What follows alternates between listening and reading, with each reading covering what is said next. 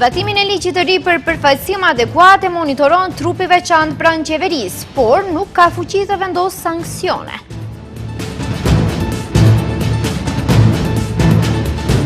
LSDM dorëzoi në kuvend propozim ligj për uljen e TVSH së derivateve nga 18 në 5%.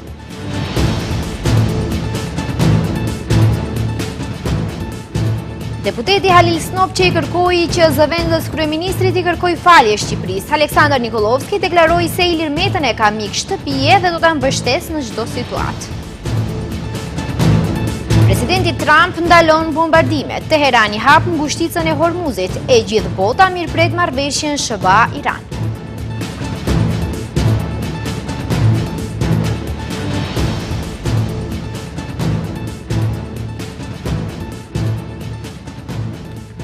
Përshëndetje të nderuar shikues, mirë se po takohemi në lajmet orës 15:55 në televizionin Shenja. Projekt ligje për përfaqësim adekuat dhe të drejtë hap dileman. Nëse synon të rregullojë përfaqësimin e komuniteteve në institucionet shtetërore apo të hap debate të reja. Në asnjë pjesë të ligjit nuk shkruan se parashihen sanksione për institucionet që nuk e respektojnë të njëjtin. Ligjin do ta monitorojë trupi koordinues për zbatimin e përfaqësimit adekuat dhe të drejtë i qeverisë, i cili do të përgatisë raport të paktën një herë në vit dhe do t'ia paraqesë qeverisë.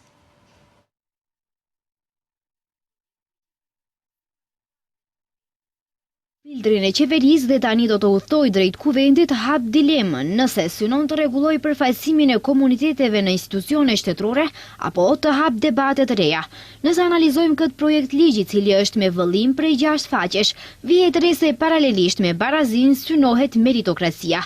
Pra në thelb, ligji premton barazi dhe meritokraci. Gjithsesi, respektimi i përfaqësimit adekuat dhe të drejtë duhet të sigurojë trajtim të barabartë për të gjithë qytetarët, pa diskriminim, dhe të zbatohet në përputhje me parimet e barazisë, meritës dhe kompetencës profesionale. Qëndron në ligj, por pas këtij formulimi fshihet dispozita që mund të ndryshojë rrjedhën e ligjit. Sipas ligjit, trajtim preferencial nuk konsiderohet diskriminim. Pra, trajtimi preferencial për arritjen dhe promovimin e përfaqësimit adekuat dhe të drejtë të komuniteteve të nënpërfaqësuara me qëllim sigurimin e barazisë efektive nuk konsiderohet diskriminim. E mëtej theksohet se deklarimi i përkatësisë etnike është vullnetar.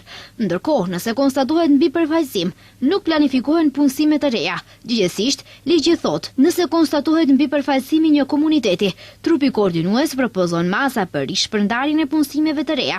Në institucionet ku përfaqësimi adekuat është arritur ose tejkaluar, nuk planifikohen punësime të reja mbi këtë bazë, për aq kohë sa kjo gjendje vazhdon.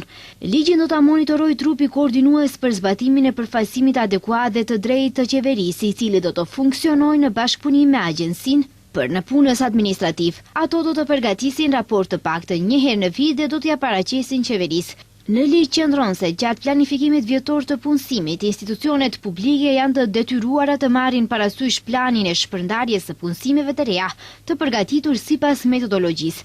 Mirëpo, në asnjë pjesë të ligjit nuk shkruan se parashihen sanksione për institucionet që nuk e respektojnë të njëjtin, por përfaqësimi i drejtë synon të bëhet përmes ngritjes së ndërgjegjësimit publik me trajnime, fushata publike, seminare, konsultime.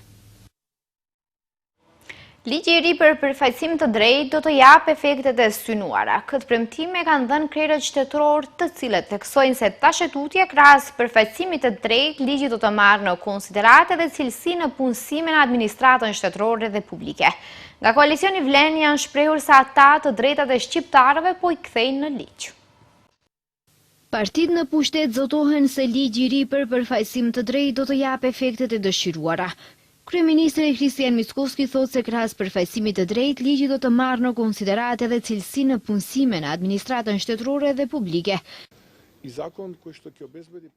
Është ligj që do të sigurojë përfaqësim të drejtë, por në të njëjtën kohë do të mbajë edhe përgjegjësi për cilësinë, diçka që deri më tani nuk ka qenë në fokus. Unë mendoj se me këtë ligj përfundimisht do të tejkalohen të gjitha stereotipet e të së kaluarës, të gjitha elementet antikushtetuese, të gjitha pengesat e të së kaluarës. Përfundimisht po ofrohet zgjidhje për të gjithë këto probleme dhe të mundemi të gjithë të përfaqësohemi drejt dhe të ndërtojmë adheun tonë të përbashkët.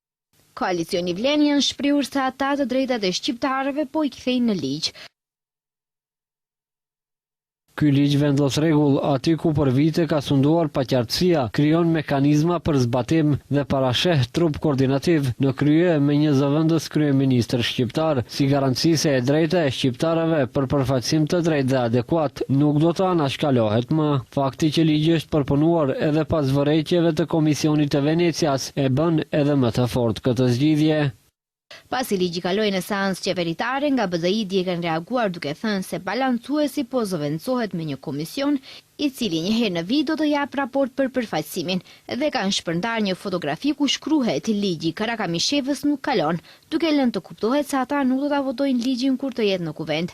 Gjykata kushtetuese me 9 tetor 2024 me shumicë votash e shfuqizoi balancuesin, i cili ka rregulluar përfaqësimin e drejtë të komuniteteve në administratën shtetërore.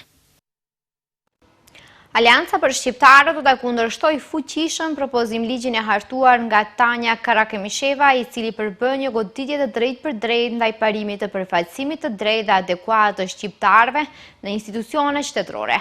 Theksohet në komunikatën e Aliancës për Shqiptarët. Ky nuk është as pak ligj reformues, por një projekt i mirëfillt për çmontimin e barazisë.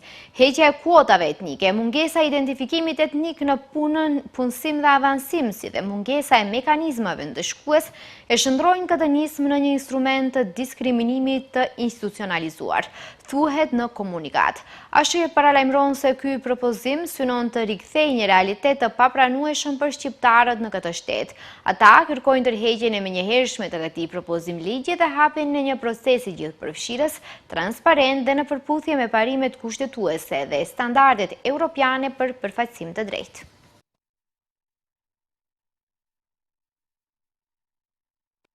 Kryeministri Mickoski ka komentuar efektet e armëpushimit ndërmjet SBA-s, Izraelit dhe Iranit. Kreu i qeverisë deklaroi se ende herët është për të bërë projeksione të sakta, por theksoi se efektet fillestare tashmë janë të dukshme në tregjet botërore.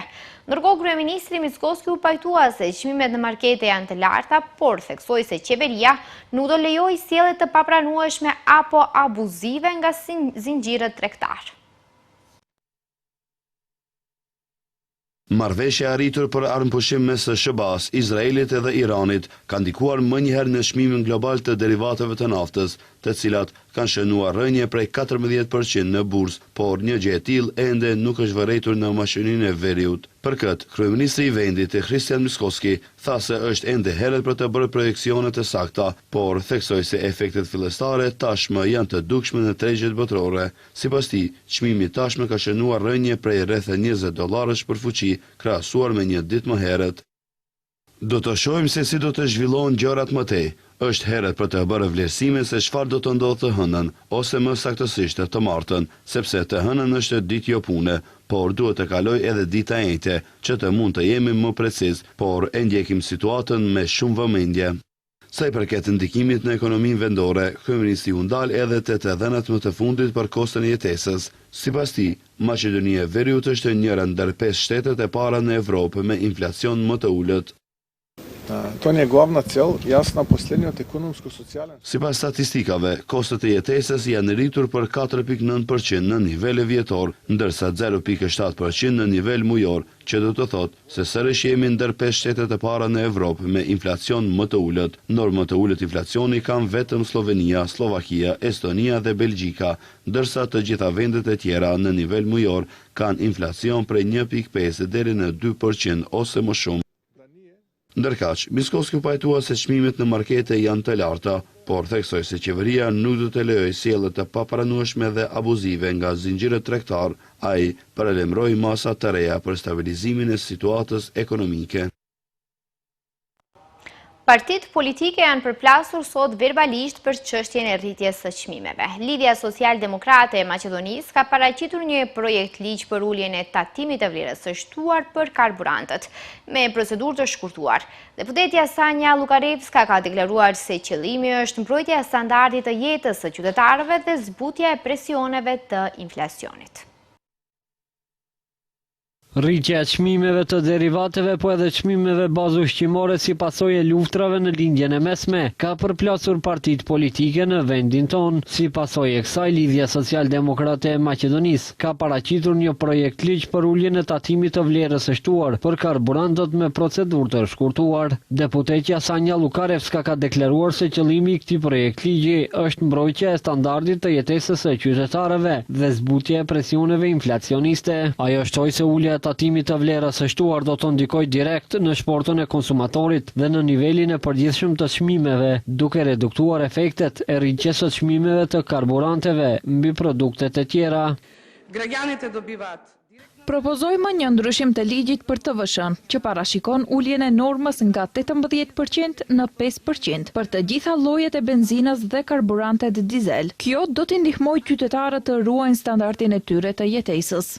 Kujtojmë se qeveria e Maqedonisë së Veriut vetëm ka marrë vendim për ulje të tatimit të vlerës së shtuar për derivatet nga 18 në 10%. Pas kritikave dhe ngritjes enorme të çmimeve, qeveria ka marrë vendim edhe për uljen e akcizës së naftës. Në seancën e pyetjeve të deputetëve në Kuvend ka pasur një debat të ashpër ndërmjet zëvendës kryeministrit Aleksandr Nikolovskit dhe deputetit të Aleancës për Shqiptarët Halil Snopqës. Deputeti ASH-s i kërkoi Nikolovskit që të kërkojë falje nga Shqipëria pasi pretendon se arrestimi i ish-presidentit politik është bërë për qëllime politike. Ndërkohë, Nikolovski nuk shfaqi shenja pendese, ndërsa tha se ish-presidentin Ilir Meta e ka mik shtëpie dhe çdo herë do ta mbështesë.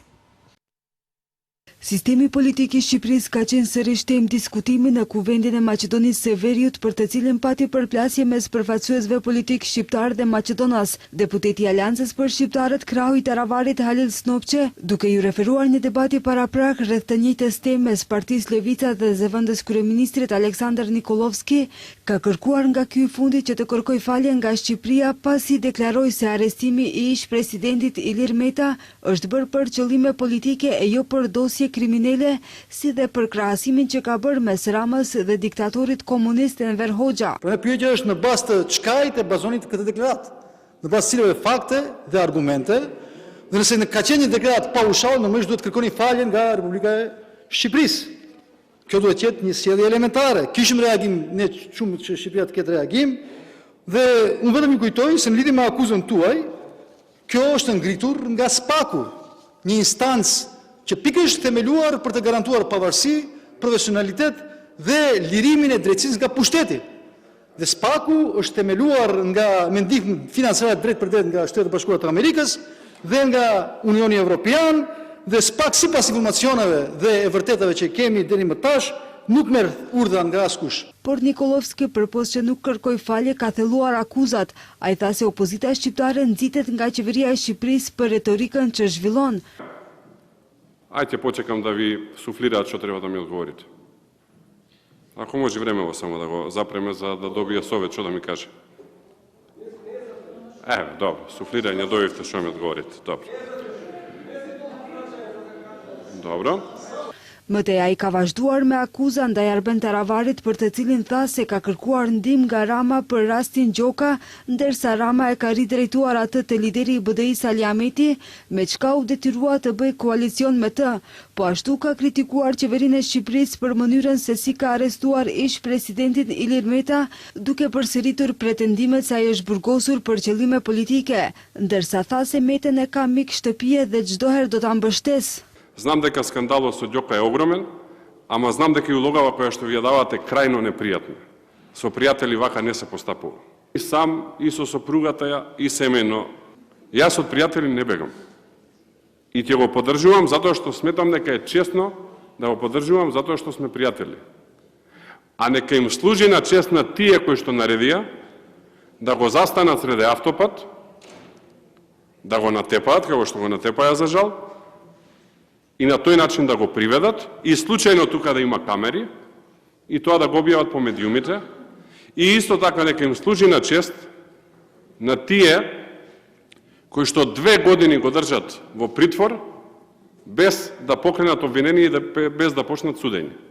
Тоа само во едноумието se случуваше и на Тито, и на Енвер Ходжаеве да сум балансиран. Debati i sotëm i ka paraprir një deklaratë të mëhershme të Nikolovskit ku në seancë plenare gjatë një përplasje me Partinë Levica krahasoi Ramën me diktatorin Hoxha dhe tha se ka arrestuar Metën për qëllime politike.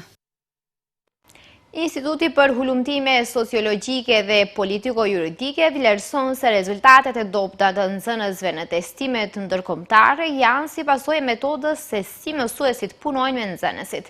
Rezultatet tregojnë se një përqindje e madhe e fëmijëve në vendin tonë janë analfabet funksional, ndërsa interesimi për mësim dhe lexim bie brez pas brezi. Përqindje e madhe e fëmijëve në vendin tonë janë analfabet funksional, thot kështu drejtori i Institutit për Hulumtime Sociologjike dhe Politiko-Juridike Petar Atanasov, duke u bazuar në hulumtimet e instituteve dhe organizatave ndërkombëtare. Sipas Atanasov, kjo nuk mund të eliminohet si fakt, në rast se mësuesit nuk punojnë në mënyrë më aktive dhe në rast se nuk ndryshohet metoda se si mësuesit punojnë me fëmijët dhe nxënësit. Ako se navratime në sita analizi, nëse mbështetemi në analiza relevante që bën nga organizata ndërkombëtare si ECD dhe UNESCO, del që kemi përqindje të madhe të fëmijëve që janë analfabete funksional. Kjo nuk mund të ndryshohet derisa nuk ndryshohet mënyra se si punohet me fëmijët. Arsimi dhe programet arsimore janë proces, por derisa mësuesi ose mësuesit nuk kanë rol më aktiv dhe nuk punojnë me fëmijët, kjo nuk mund të arrihet. Duke u bazuar në rezultatet e një hulumtimi të bërë nga Instituti për Hulumtime Sociologjike dhe Politiko-Juridike, Atanasov thot se interesimi për mësim dhe lexim bie brez pas brezi. Atanasov deklaron mes tjerash se nxënësit e klasave më të ulta do të kenë rezultate edhe më të dobta në testimet ndërkombëtare kur të arrijnë në klasë të 8. Që treba da se raboti na kontinuum. Duhet të punohet në kontinuitet. Fëmijët duhet të dëgjojnë, lexojnë, duhet të tregojnë, të flasin, të debatojnë, të shkruajnë, por edhe duhet të mësojnë se si të japin qëndrimin apo mendimin e tyre personal. Fëmijët duhet të mësojnë të mendojnë përmes diskutimeve për të gjetur zgjidhje. Ata në asnjë moment edhe në asnjë mënyrë nuk do të mësojnë asgjë nga një tekst i lexuar dhe i përsëritur. Hulumtimi tregon se 62% e fëmijëve që ndjekin mësim në klasën e 8 preferojnë video materiale që u servohen nga interneti para leximit. Në Maqedoninë e Veriut jetojnë më shumë se 46.000 qytetarë rom. Sipas një raporti të ri të OSCE-s, mbi 30% e romëve në Maqedoni jetojnë në varfëri, ndërsa shkalla e papunësisë është 2 herë më e lartë krahasuar me popullsinë e përgjithshme. Sipas regjistrimit të fundit të popullsisë, nga viti 2021, në vend jetojnë 46.433 persona që janë deklaruar si rom. Ata përbëjnë rreth 2.53% të popullsisë së përgjithshme rezidente, e cila arrin në 1.836.713 banor. Këto të dhëna tregojnë se komuniteti rom është një nga komunitetet etnike më të mëdha në vend. Sipas raportit më të ri të OSCE-s, 2025 mbi 30% e romave në Maqedoni jetojnë në varfëri, ndërsa shkalla e papunësisë është 2 herë më e lartë krahasuar me popullsinë e përgjithshme.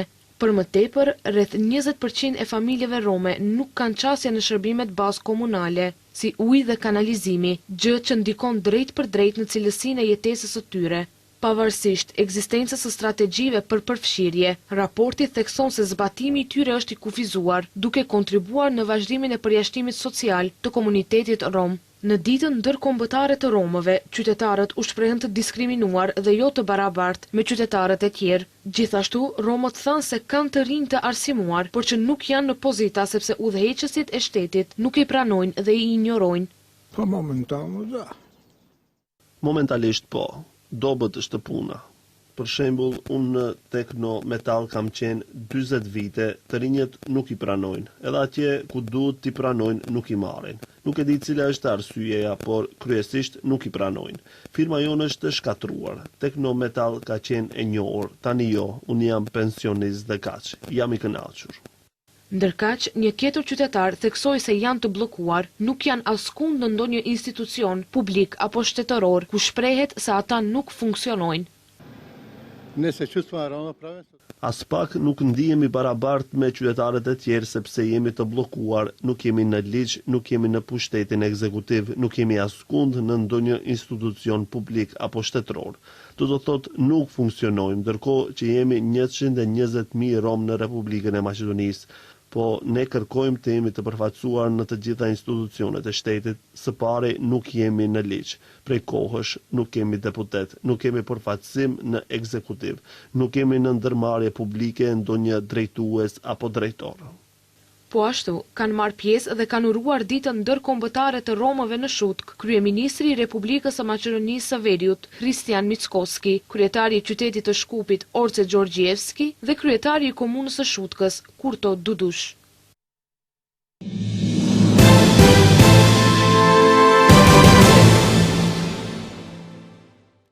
SBA dhe Irani ranë dakord për një armëpushim dyjavor të ndërmjetësuar nga Pakistani duke shmangur bombardimet e planifikuara nga Donald Trump. Marrëveshja përfshin rihapjen e ngushticës së Hormuzit dhe synon të jap hapësirë diplomacisë, megjithse tensionet edhe disa sulme vazhduan. SBA dhe Irani arritën një marrëveshje për një armëpushim dyjavor të martën në mbrëmje që përfshin rihapjen e përkohshme të ngushticës së Hormuzit. Kjo erdhi pas një ndërhyrjeje diplomatike në momentin e fundit nga Pakistani, duke shmangur ultimatumin e Donald Trump, i cili kishte kërcënuar Iranin me dorëzim ose përballje me sulme shkatërruese.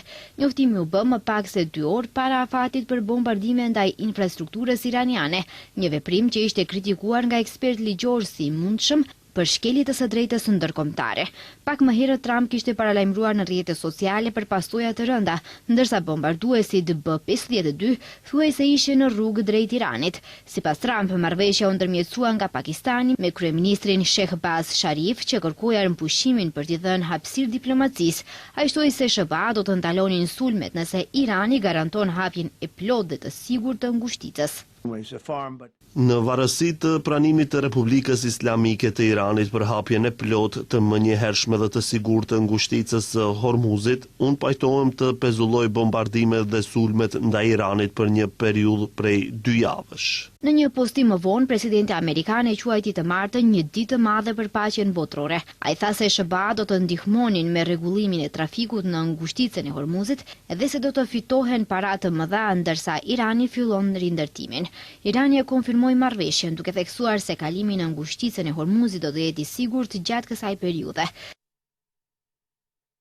Për një periudhë dyjavore, kalimi i sigurt përmes ngushticës së Hormuzit do të jetë i mundur nëpërmjet koordinimit me forcat e armatosura të Iranit. Pakistani ka ftuar SBA-n dhe Iranin në bisedime në Islamabad të premten. Teherani tha se do të merrte pjesë, por Washingtoni ende nuk e ka pranuar publikisht ftesën. Trump tha se ai besonte se SBA-ja dhe Irani mund të negocionin mbi propozimin 10 pikësh që do të lejonte një armëpushim të finalizohej dhe të konsumohej nga palët. Ndërkohë tregjet reaguan pozitivisht. Çmimet e naftës ranë dhe bursat u rritën për shkak të shpresave për rifillimin e furnizimeve energjetike. Armëpushimi dyjavor mes Shteteve të Bashkuara të Amerikës dhe Iranit është mirëpritur nga komuniteti ndërkombëtar, duke konsideruar si një hap të rëndësishëm drejt uljes së tensioneve në lindjen e mesme.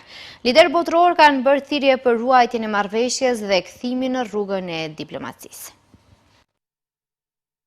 Armëpushimi dyjavor mes SBA-s dhe Iranit është mirëpritur nga komuniteti ndërkombëtar si hap drejt uljes së tensioneve dhe rikthimit të dialogut në lindjen e mesme. Izraeli mbështet vendimin e presidentit Donald Trump për pezullimin e përkohshëm të sulmeve, por kërkon hapjen e ngushticave dhe ndalimin e sulmeve në rajon. BE e cilëson marrëveshjen si një hap prapa nga pragu i greminës dhe një mundësi të re për zgjidhje diplomatike. Kryediplomatja e BE-s Kaja Kallas deklaroi se armëpushimi krijon një mundësi të domosdoshme për të zbutur kërcënimet dhe për të hapur rrugën drejt një marrëveshjeje më të qëndrueshme. Britania e Madhe, Franca dhe vende të tjera po angazhohen për sigurinë e lundrimit në ngushticën e Hormuzit, ndërsa Turqia thekson rëndësinë e zbatimit dhe dialogut. Mbështetje ka ardhur edhe nga Ukraina dhe Kina, që nënvizojnë zgjidhjen politike të konfliktit. Megjithatë, analistët paralajmërojnë se ruajtja e armëpushimit kërkon angazhim të vazhdueshëm dhe bashkëpunim ndërkombëtar.